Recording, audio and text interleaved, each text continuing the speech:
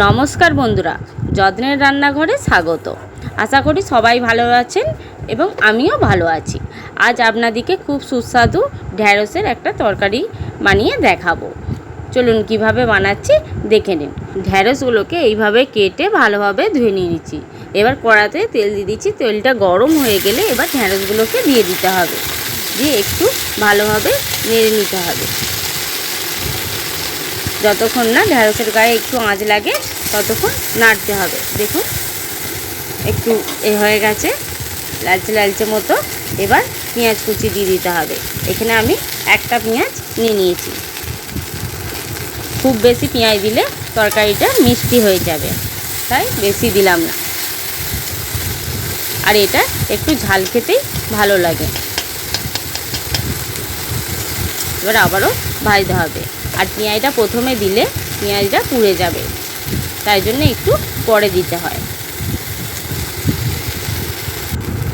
এবার পেঁয়াজটা ভাজা ভাজা হয়ে গেছে, দেখুন। এবার স্বাদ মতো লবণ, হলুদ গুঁড়ো আর লঙ্কা গুঁড়ো। আর আমি তো বললামই যে এই তরকারিটা একটু ঝাল খেতেই ভালো লাগে, তাই লঙ্কার ভাগটা বাড়িয়ে দিলাম। আপনারা যেরকম খেতে পছন্দ করেন সেরকম বাড়িয়ে কমিয়ে নেবেন।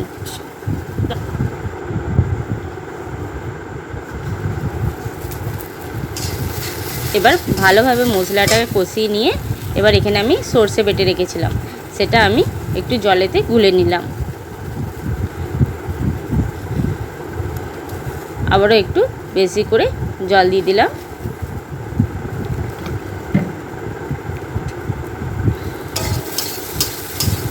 এবার মশলাটা ভালোভাবে যখন ভাজা ভাজা হয়ে গেছে তখন এবার সর্ষে বাটার জলটা ঢেলে দেবো।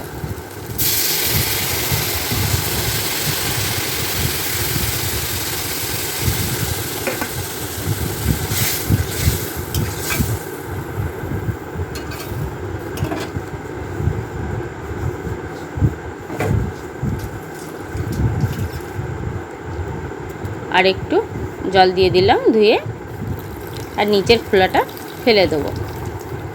এইটা দিলে কি হবে, তরকারিটা দেখতে খারাপ লাগে। এবার ঢাকা দিয়ে সেদ্ধ হতে দেবো।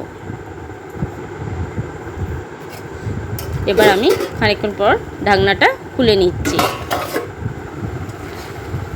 আর ঢ্যাঁড়স বেশিক্ষণ টাইম লাগে না, দেখুন সেদ্ধ হয়ে গেছে। এবার একটু রসটা মরে গেলে এবার নামিয়ে নেব।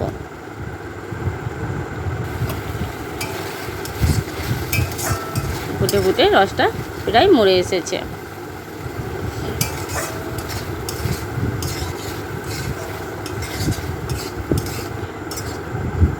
এবার আমি তুলে নিচ্ছি। খুব সহজে এই রেসিপিটা তৈরি হয়ে গেল, আর খুব কম খরচার।